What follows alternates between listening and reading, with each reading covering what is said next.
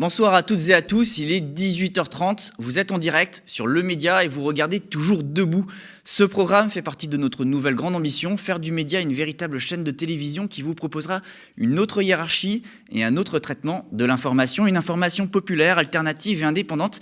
Grâce à votre soutien, nous pourrions être la première chaîne de télévision détenue par ces milliers de sociétaires, des citoyens engagés qui refusent la concentration des médias entre les mains de milliardaires en collusion avec le pouvoir. C'est grâce aux abonnements payants qui demeurent notre source de financement la plus pérenne que nous pourrons nous installer définitivement dans le paysage audiovisuel français. Offrez-vous de l'information libre et indépendante avec un abonnement à partir de 5 € par mois ou encore des dons réguliers pour ceux qui le peuvent sur soutenez.lemediatv.fr. On compte également sur vos likes, partages et commentaires qui nous aident à surnager dans la mer immense des plateformes et des algorithmes. Nous sommes le jeudi 23 février 2023, il est 18h30, c'est parti pour Toujours Debout.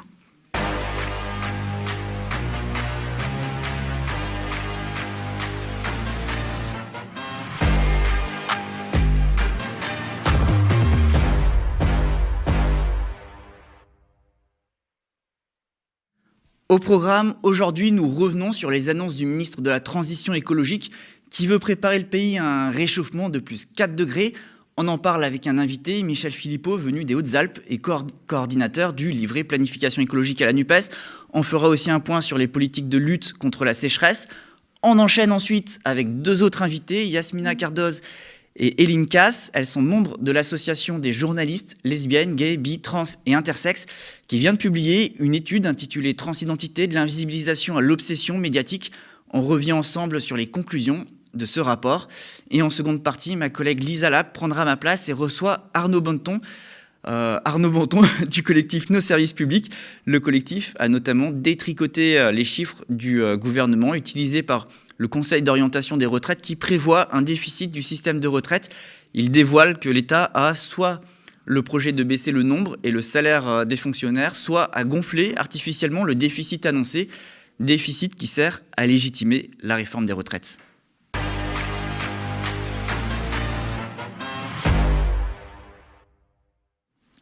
Il faut commencer à construire une trajectoire à 4 degrés, annonce Christophe Béchu. Interrogé hier sur France Info, le ministre de la Transition écologique déclare que la France doit continuer à lutter contre le dérèglement climatique tout en prévoyant le pire et en menant une politique d'adaptation. Une déclaration qui suscite de nombreuses réactions dans l'opposition, notamment du côté de la NUPES, rappelant le maigre bilan du gouvernement et l'inaction climatique qui nous a menés dans cette situation. Une situation qui se révèle déjà catastrophique, comme le montrent les 33 jours sans pluie consécutifs. Devant cette sécheresse record, des restrictions vont être adoptées dès le mois de mars.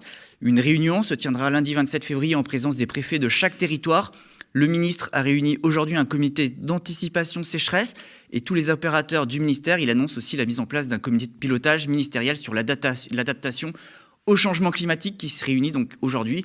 Ce comité est chargé de travailler sur des scénarios de référence qui serviront de base à une nouvelle stratégie d'adaptation aux effets du changement climatique. Il y a un rapport de l'Inspection générale de l'environnement et du développement durable, l'IGAD, qui est rendu également public, servant de base aux travaux du comité, analysant des politiques d'adaptation. Mais voilà, pour une partie de l'opposition, ce n'est pas suffisant et ces mesures qualifiées de soft sont très critiquées. Nous recevons sur ce plateau Michel Philippot de la NUPES, militant écologiste, coordinateur à la France Insoumise du volet planification écologique, ancien candidat aux législatives, battu de peu dans les Hautes-Alpes, département très concerné par la sécheresse. Bonjour Michel. Bonjour Rémi. Ça va ? Ça va. Alors, avant de commencer, je vous propose de revoir un extrait d'interview du ministre Christophe Béchu, c'était sur France Info.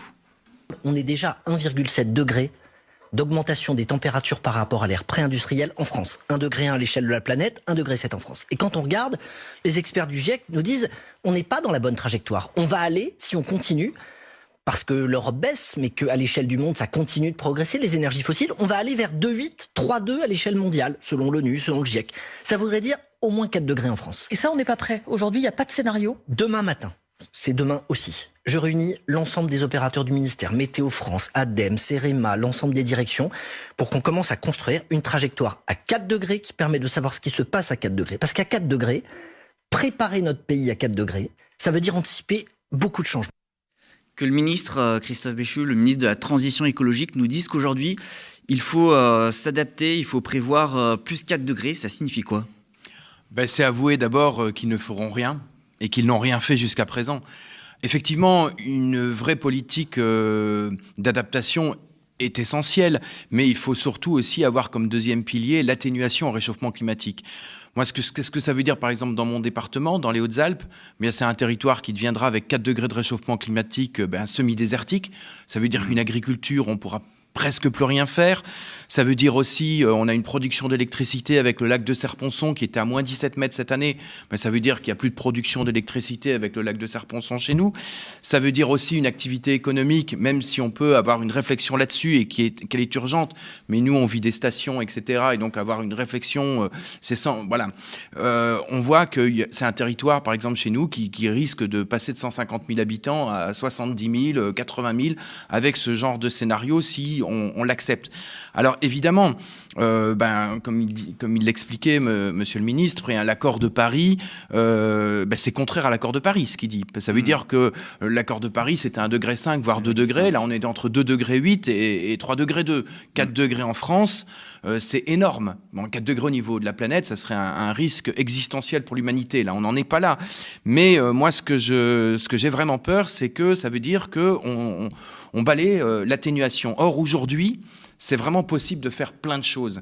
Et il faut atténuer le réchauffement climatique. Il y a plein de combats à mener. Moi, par exemple, j'avais travaillé sur des planifications écologiques dans le secteur du bâtiment. Le bâtiment, en fait, on chauffe énormément de matériaux. Et pour les chauffer, c'est énormément de pourcentage de gaz à effet de serre. C'est une dizaine de pourcentages de gaz à effet de serre. L'isolation des bâtiments, c'est aussi une dizaine de pourcentages de gaz à effet de serre. Ça veut dire qu'on peut réellement avoir un plan où on travaille avec des matériaux davantage crus. On peut travailler avec un plan massif d'isolation thermique des bâtiments et on diminue énormément les gaz à effet de serre. Rien n'a été fait là-dessus. Je vais prendre 2-3 exemples. C'est la même chose dans le rail. Je veux dire, moi, par exemple, dans mon territoire, très localement, sur la planète, c'est 33% des gaz à effet de serre. En France, c'est 17%. Mais je veux dire, sur mon territoire, c'est 42%. Parce qu'il y a plein de gens qui viennent faire du tourisme et qui viennent de l'autre côté de la France. Et puis les gens, chez nous, dans des territoires ruraux, ils font énormément de déplacements, quoi. Aujourd'hui, c'est 42% des gaz à effet de serre sur notre territoire. Or, on pourrait, aujourd'hui, le train, il y a des trains, par exemple, qui démarrent à 10h24 d'une petite ville à une autre. Les trains, il y a énormément de trains qui peuvent être remis en place et aussi peu chers. Rien n'a été fait. Rien n'a été fait sur le plan agricole, c'est-à-dire qu'on peut stocker du carbone dans le sol, on peut diminuer la production de protéines carnées de viande, on peut la changer, on peut la transformer. Donc, en fait, moi, ce qui me choque derrière ces mesures, c'est que c'est comme si c'était foutu. Or, on peut véritablement se lancer pour atténuer, diminuer les choses. Et effectivement, il faut avoir une réflexion sur l'adaptation. Mais la première chose qu'on fait, c'est agir. Enfin, c'est quand même le groupe 2 aussi du GIEC qui préconise une politique d'adaptation en complément d'une politique d'atténuation. C'est pas forcément en opposition. Le GIEC qui même critique l'absence de politique d'adaptation de la part des États. Et on peut se dire que c'est aussi nouveau, c'est quand même nouveau là, que le gouvernement parle enfin d'adaptation. On peut se dire enfin, on a un ministre de la Transition écologique qui vient nous parler d'adaptation. Alors je comprends, ça veut dire qu'il voit les effets de la conséquence. Mais la première chose, c'est qu'il faut le diminuer. Parce qu'on peut aussi se dire, on va s'adapter à 4 degrés sur le monde, sur la planète, avec mais le chiffre de 3,2 degrés pour la France, c'est pas le ministre qui l'a inventé. C'est-à-dire que c'est des scénarios qui existent. Mais c'est là, aujourd'hui, où il faut vraiment te prendre en main pour qu'on n'arrive pas à ces chiffres extrêmes. Je veux dire, là, à ce moment-là, c'est vraiment des catastrophes. Oui, mais aujourd'hui, rien n'est fait sur la question de la. Si ces estimations existent, on peut se dire qu'il est temps, enfin, de se doter d'une stratégie d'adaptation. Il est temps d'abord de faire de l'atténuation complète, et puis effectivement l'adaptation. Mais quelle adaptation ? C'est-à-dire qu'aussi, moi ce que je vois, par exemple dans les plans sécheresse, c'est quelle écologie on va mettre en place. Parce que si on n'a qu'une écologie d'adaptation, ça va être une écologie de culpabilisation. Parce que voilà, on arrive face à des faits accomplis, on ne peut pas faire autrement, et il faudra faire ça, il faudra faire ça, il faudra... Moi ce que je veux, c'est un changement radical de notre système. Eux, ils sont droit devant dans leur manière de faire, sans changer de système. Mais c'est-à-dire que là, pour vous, ce qu'a dit, ces annonces, ce qu'a dit le ministre, c'est un aveu d'échec. C'est quoi ? Pour moi, ça sent un abandon d'échec. des accords de Paris ? Alors, On précise abandonne encore l'idée de mener, de mener la bataille, de mener la bataille. Alors effectivement, il faut absolument, parce qu'aujourd'hui on est déjà à 1,7 degré en France, 1,1 degré au niveau mondial, il faut un scénario d'adaptation, mais il faut effectivement le construire. C'est hyper important. Mais face à des gens qui font rien, voilà, comme maire d'Angers, Monsieur Béchu n'a rien fait. Je veux dire, il a passé son temps à taper sur les lanceurs d'alerte au niveau de l'écologie. Il n'a fait aucune interpellation pendant 6 ans qu'il était au Sénat. Et aujourd'hui, tout d'un coup, on se réveille, on va s'adapter. Mais oui, mais moi, j'aimerais bien avoir vraiment toute l'atténuation, comment elle est mise en place. Parce que ce que je veux vraiment, c'est donner un espoir aux citoyens que c'est possible. Moi, par exemple, nous, on avait fait un plan avec des centaines d'associations de diminuer de 33% des gaz à effet de serre dans le bâtiment en travaillant avec des matériaux crus, en diminuant les gaz à effet de serre, en isolant les bâtiments. Toutes ces choses-là, c'est faisable, c'est possible. Par exemple, aujourd'hui, on a minéralisé complètement tous les sols en mettant des engrais. Eh bien, on peut les déminéraliser en couvrant les sols. C'est-à-dire que ça permet de stocker du carbone. Par rapport aux forêts, aujourd'hui, on fait des coupes rases. C'est-à-dire que rien n'est mis en place pour changer. Mais vraiment rien. Or, c'est vraiment possible de construire un monde autrement et il faut le construire avec les gens. Les gens ont plein d'idées sur ces sujets-là. Et en même temps, le ministre Christophe Béchu, il rappelle dans son interview à France Info que le changement climatique ne dépend pas que de la politique française. On est dans ce monde qui va de toute façon... qui est déjà en train de vivre un bouleversement, une catastrophe, un chaos climatique. Et c'est pas que du fait de la France, donc il va bien falloir s'adapter. Je suis d'accord, mais c'est 1%. La France, et en plus avec les émissions importées, c'est plus. Et donc c'est pas rien. Et puis c'est un symbole, la France, c'est quand même pas rien. Et puis globalement, au niveau mondial, il n'y a pas de vraie politique de bifurcation complète. Il faut changer de système. Et il n'y a rien qui est fait sur tout ça. Or, c'est un formidable espoir. Et même, par exemple, quand il parle de la question de la sécheresse, moi j'ai vu comment parfois les choses étaient gouvernées par le haut. La dernière sécheresse, nous, qu'on a vécue dans les Hautes-Alpes, eh bien, tout d'un coup, voilà, c'était très bureaucratique. On disait, il faut arrêter ça, il faut arrêter ça, il faut arrêter ça. Et pendant qu'il y avait des gens dans les HLM qui ne pouvaient plus faire leur petit potager, eh bien, le golf, les terrains de golf, ils étaient encore arrosés, quoi, je veux dire. Et donc, il y a une vraie réflexion à avoir de co-construction. Il y a par exemple tout un groupe d'agriculteurs, tout un groupe de personnes qui se sont fédérées, moi par exemple sur un de mes territoires, et ces personnes-là se sont mis ensemble et ils ont réussi à baisser beaucoup plus drastiquement la consommation d'eau que tout ce qui était prévu par des mesures qui viennent d'en haut, complètement arbitraires, bureaucratiques. Et donc vraiment une planification, ça se construit. Il y a une planification d'adaptation et il y a une planification d'atténuation. Mais tout ça, se construit. Qui peuvent aller ensemble, qui peuvent aller mais les deux vont de pair, hein, évidemment. Mais bon, quand là on parle d'une adaptation à 4 degrés, moi je le vis comme un échec par ces gens. En plus, moi j'ai pas tellement envie de les avoir dans des scénarios d'adaptation. C'est vrai qu'aujourd'hui, la France en est à plus 1,7 par rapport à l'ère pré-industrielle, qu'on voit aujourd'hui à 1,7 qu'on est déjà dans une situation de sécheresse depuis un bout de temps, voilà, on a vu les incendies cet été, etc. On peut se demander, est-ce qu'on est capable d'imaginer un monde à 4 degrés de plus, l'agriculture, l'alimentation, vous venez d'en parler, on sera tellement impacté, il restera plus grand monde finalement à 4 degrés. C'est-à-dire à 4 degrés, dans les territoires du Sud-Est, par exemple là où je suis, c'est semi-désertique, quoi. Je veux dire, voilà, c'est vraiment, là on passe des caps. Et donc, or, c'est tellement, le problème c'est que les vrais sujets de diminution des gaz à effet de serre, c'est jamais mis sur la table. Or, c'est possible, il y a plein de choses à faire, elles peuvent être enthousiasmantes, et plein de personnes depuis des dizaines d'années ont des solutions, et on les écoute jamais, on fait jamais, parce qu'effectivement, il y a tellement d'enjeux financiers. Voilà, les lobbies, par exemple, moi dans le bâtiment, c'est les lobbies du béton, de la construction qui sont là. De l'autre côté, c'est les lobbies agricoles pour qu'on met des engrais partout, qui font une minéralisation du sol, qui empêche le CO2. Les lobbies de couper toute la forêt, voilà. C'est-à-dire qu'on parle de sécheresse et par exemple, le gouvernement ne remet pas en cause la politique vis-à-vis des méga-bassines. Voilà. Je vous ai entendu, vous avez parlé donc de déni. Il y a une petite séquence que je voudrais qu'on revoie ensemble. Parce qu'on se souvient des vœux 2023 d'Emmanuel Macron, le président de la République. On a un peu l'impression que cet exécutif, il n'est pas forcément très à l'aise aujourd'hui avec le sujet du climat. Je propose de revoir rapidement. Qui aurait pu prédire la vague d'inflation ainsi déclenchée, ou la crise climatique aux effets spectaculaires encore cet été dans notre pays? Alors, vous m'avez dit tout ça, ça se planifie. On a un peu l'impression là que le pouvoir, il navigue à vue, il n'a pas de plan, justement, alors même que c'était le sujet durant l'entre-deux tours de la campagne présidentielle, de la campagne d'Emmanuel Macron. Et là, enfin, il propose peut-être un plan pour réagir à la catastrophe climatique, un plan d'adaptation, mais ça ne suffit pas. Bah oui, ça suffit pas. C'est-à-dire que moi, je sais pas, moi, ça me fait sourire, quoi. Tout d'un coup, là, à la veille des élections présidentielles, on prend la question en main, et puis dans le concret, rien n'est fait dans les différents secteurs pour diminuer les gaz à effet de serre. Évidemment, il va falloir s'adapter. Donc, évidemment, il va falloir des programmes.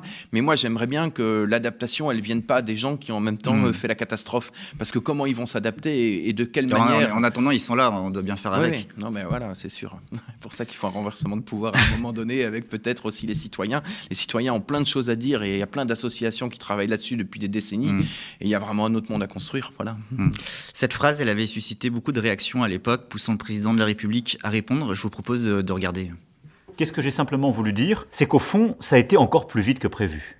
Et ça, je crois que c'est assez vrai. Même toutes celles et ceux qui, depuis des années, alertent sur l'effondrement de la biodiversité, sur le dérèglement du climat, on dit, regardez, l'été dernier, ça va encore plus vite qu'on ne l'avait prédit et on est encore plus touché qu'on ne l'avait prévu. J'ai rien voulu dire de plus, donc c'était plutôt un message d'alerte écologique. Là, on a voulu me caricaturer en un message de déni. Je ne crois pas que ce soit vrai, il suffit de regarder ce qu'on a fait ces dernières années, ce qu'on va continuer de faire et puis ce qu'on échange ensemble depuis plusieurs mois. Il avait annoncé, Emmanuel Macron, alors à ce moment-là, un conseil de planification écologique qui est désormais actif. Avant de prendre votre réaction, il y a des choses qui se mettent peut-être en place aujourd'hui. Est-ce que, notamment avec les différentes avancées dans le débat public sur la question de la planification, etc., on n'a pas un début de quelque chose quand même? Alors moi, je me dis, c'est surtout quelle écologie on met en place. Voilà, quelle écologie avec quelle... Comme je disais, c'est une écologie qui va culpabiliser les gens, qui va culpabiliser qui va être derrière qui, ou alors un vrai changement de système. Et moi, je ne vois pas ces personnes-là s'attaquer au lobby, s'attaquer au changement de situation. C'est-à-dire qu'il y a un enfumage autour de la notion de il y a un l'usage de la enfumage, notion de c'est-à-dire que ces planification. personnes-là ne vont pas... Oui, derrière la question de la planification, c'est comment on construit avec tout le monde. Une planification, c'est quand même une co-construction avec les salariés de l'agriculture, avec les salariés du bâtiment, avec les salariés de l'industrie. Comment on fait cette bifurcation? On est parti, on va faire du nucléaire, mais on voit même pas les catastrophes que ça pourrait donner. C'est la fuite en avant technologique, quoi. C'est-à-dire qu'on voit même pas les catastrophes que peuvent donner un réchauffement, s'adapter, je vais dire, à telle température. J'ai parlé du lac de Serponçon, mais bon, on voit aussi, y a des nucléaires qui seront plus possibles, quoi. Je veux dire, et voilà, on va vers une paupérisation de la France, on va vers quelque chose qui n'est pas quelque chose de constructif avec tout le monde, quoi. Alors, on utilise les termes de planification, mais on parle pas des mêmes choses. On utilise les termes d'écologie, mais on parle pas de la même chose. Moi, demain, c'est pas la dictature écologique que je veux, c'est une co-construction avec énormément de personnes, quoi. Oui, parce que de la planification, il en existe. Il y en a eu beaucoup dans l'après-guerre, par exemple. Ouais. Il y a même un haut commissariat au plan. Ah non, mais la planification, elle était très hiérarchique. Nous, par exemple, dans nos territoires, c'était les plans neige, les plans parcs pour préserver la nature. Voilà, il y avait des plans qui étaient édictés. Par exemple, moi, là, dans mon secteur où j'habite, on va dans chaque village, on essaye de faire des agoras de village et on essaye de co-construire avec eux. Là, par exemple, sur la question de l'agriculture, dans un petit village de 3000 habitants, on était plus de 200 avec des associations et on construit des mesures de territoire pour l'avenir. Et ça, c'est quelque chose de passionnant, c'est quelque chose d'enthousiasmant parce que ça part des gens, ça part de leurs besoins et ça part des personnes qui ont des compétences sur des territoires et sur des bassins de vie donnés. C'est comme ce que j'expliquais tout à l'heure sur la question de la sécheresse.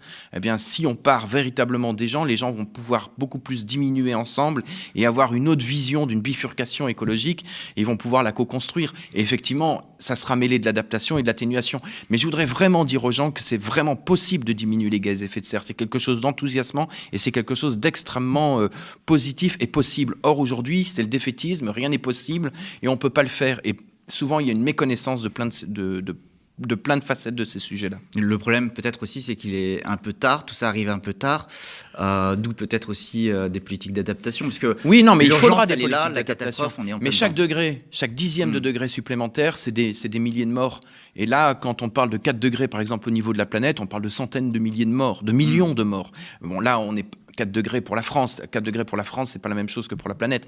Mais il y a vraiment à prendre en main les choses pour atténuer et bifurquer. C'est changer de système qu'on parle. C'est pas des mesures avec les lobbies au pouvoir, quoi. Un mot avant de conclure cette interview quand même sur la sécheresse. Vous êtes en montagne, dans un département rural. Là-bas, les agriculteurs, ils sont en souffrance et ils sont plus inquiets que jamais. Comment Comment est la situation actuellement ? La situation, elle est catastrophique parce que comment on va gérer les conflits d'usage ? Par exemple, dans mon territoire, c'est les conflits d'usage entre le lac de Serponçon qui distribue en même temps aux agriculteurs. Donc, on doit gérer, c'est quoi ? C'est le tourisme, c'est l'agriculture ou c'est la production d'électricité. Et tout ça, c'est des conflits d'usage. Et puis, le problème, c'est qu'à un moment, qu'est-ce qu'on fait face à la pénurie ? Et effectivement, il faudra co-créer ça, mais ça ne sera pas à la dernière minute qu'il faut le faire, et ça ne sera pas par le haut. Parce que si on fait ça par le haut... Vous n'attendez pas une intervention de l'État, des politiques publiques ? Il faut avoir une direction, il faut savoir où on va, mais la planification, elle se co-construit d'abord avec les citoyens, quoi. Et après, il faut trancher des débats entre nous, mais une fois qu'ils se sont expliqués, quoi. Mais du coup, comment on peut planifier une politique contre la sécheresse ? On peut planifier une politique contre la sécheresse parce que, par exemple, sur la question des besoins d'eau, comment on planifie ? Je reprends dans un village chez nous, il y a des gens qui ont vu comment ils pouvaient diminuer à court terme leurs besoins en eau dans l'agriculture, etc. Et avec les potagers, etc. Ils l'ont fait par eux-mêmes. Ils ont réussi à diminuer beaucoup plus fort que quand ça venait par l'État parce qu'il y avait des choses où ils voient eux-mêmes les pertes. Après, il y a une transition écologique qu'il faut faire. Dans mon territoire de montagne semi-désertique, on arrose énormément de pommiers. Mais on va pas dire leur politique. Moi, ce que je vois, c'est que d'un jour à l'autre, on va dire on va interdire d'arroser. Moi, ce que je dis, c'est qu'il faut planifier pour que dans 10 ans, on sorte d'un tout à l'arrosage pour le maïs, pour la pomme, pour toutes ces choses-là. Mais ça se planifie il y a des choses sur du long terme et il y a des choses en co-construction avec les gens tout de suite. Mais si on co-construit pas ça avec les gens, ça va faire de la violence, ça va faire plein de choses parce qu'on va leur dire du jour au lendemain, on a décidé de continuer le tourisme, on a dit qu'il fallait continuer la production d'électricité avec EDF et donc, vous avez plus d'arrosage pour vos pommes, c'est fini. Et les gens vont tout perdre. Et puis après ça, est-ce que ça sera suivi ? Est-ce qu'on va les indemniser ? Moi, c'est des politiques sans fin, parce qu'il n'y a rien qui... C'est pour ça que ça doit être construit avec eux. Parce que les gens, on leur a pas dit de ne pas planter des pommes dans des territoires quand même assez secs. On leur a pas dit. On n'a rien fait parce qu'il y avait l'eau, etc. Donc on n'a rien co-construit avec eux. Et puis à un moment, ce qu'il ne faudra pas, c'est arriver uniquement avec des arrêtés ou de la culpabilisation. Merci. Michel Philippot. On va évidemment continuer à suivre ce dossier, les actions du ministère de la Transition écologique, surtout qu'une prochaine loi climat est attendue. C'est la fin de cette interview. Il est temps de recevoir Yasmina Cardoz et Eline Casse, membres de l'association de journalistes lesbiennes, gays, bi, trans et intersexes. Ensemble, nous reviendrons sur les conclusions de leur dernière étude intitulée « Transidentité, de l'invisibilisation à l'obsession médiatique ».